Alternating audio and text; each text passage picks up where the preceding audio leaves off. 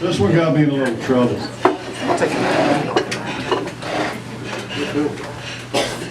Readers, subscribers, people canceled.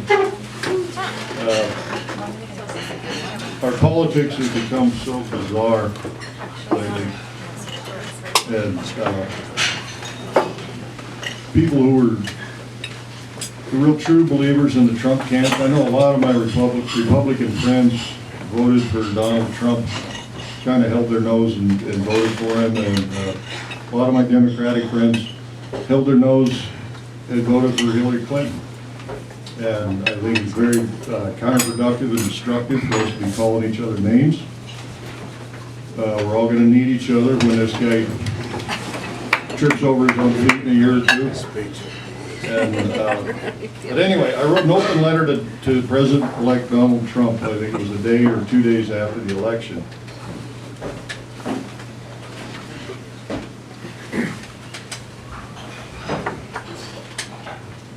It looks like your fears of a rigged election didn't pan out.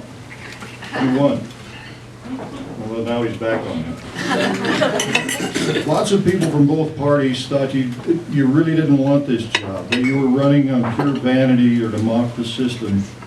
None of that matters now, of course. Your strategy worked.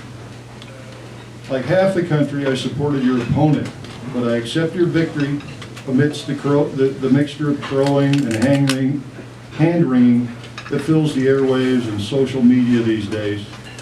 Noise that will fade soon enough as the real work of running this country begins.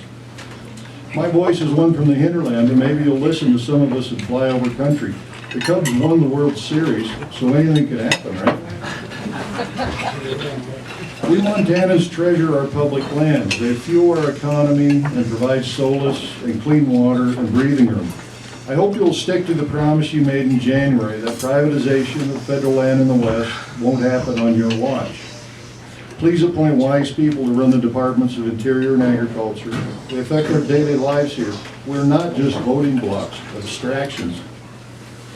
We have lots of arguments about wildfires and logging and road closures, and they're important, but we can't even have the discussion if the lands go private.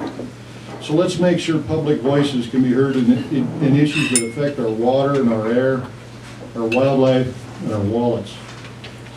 And keep in mind that Montana gets about $1.50 for every tax dollar we send to D.C. It funds our roads, pays wages, supports our seniors, and finances our schools. Lots of people don't like to acknowledge it, but one can argue that federal spending constitutes the biggest industry in our state, and almost everybody gets a chunk of it. So be careful about how you squeeze the budget. You've been pretty vague about how you will replace Obamacare, which needs some serious work. Middle-class, self-employed, reasonably healthy people like me have taken it in the shorts under this plan. The millions with bad diseases or injuries have benefited. Montana isn't a wealthy state. Keep this in mind. Find a system that works better. Some of your ideas make sense, like forcing the pharmaceutical industry to the bargaining table. Don't waste time prosecuting Hillary Clinton or suing all those women who accused you of giving them a Trump handshake. Be gracious in victory. Lots of people say you're a racist. I don't know you and won't take a position, but many, by no means all, of your supporters are openly racist, and it seems you embraced and invigorated them to get their votes. We're pretty white in Montana, but we've got lots of Indians in the state. They were here a long time before we were. They suffered a lot of raw deals, and they deserve respect. And lay off the gay people. Many of your supporters believe they are sinful, but I say that's between the gay folks and their God. They've got enough on their plate and don't need the government piling on too. So that got me about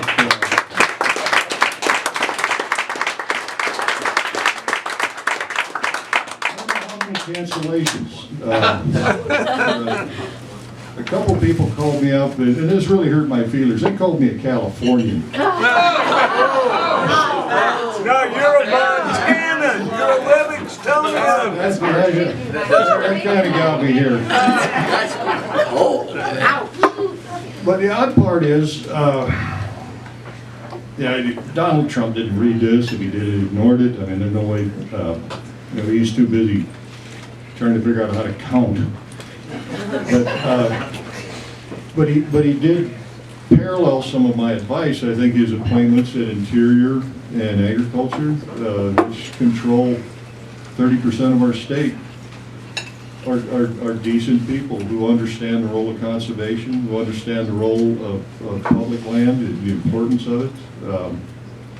And we're going to have lots of arguments about where to drill, where to dig, where to run a chainsaw.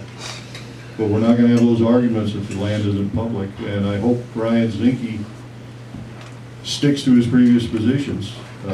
He at least understands the issue. And this guy, Sonny, what's his name? He's been who runs agriculture. He's been widely praised by conservation groups. Purdue, yeah. He's been widely praised because he's helped places like Georgia and Alabama provide wildlife habitat where there isn't much public land. And everybody benefits from wildlife, unless they're eating your crops. But anyway, he did that. We haven't heard any racket out of him about suing all these handshake victims, and we haven't heard anything more about prosecuting Hillary Clinton. So I guess he listened to me. I probably should have carried on. You know, no advice, you know. Write him again. Forget about the waterboarding. Learn how to count a crowd.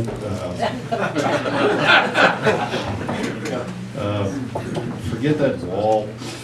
But anyway, that's what happened. Okay, one more brief one, and then I'm going to let you go. Wait a minute. What cabinet officer do you want to be?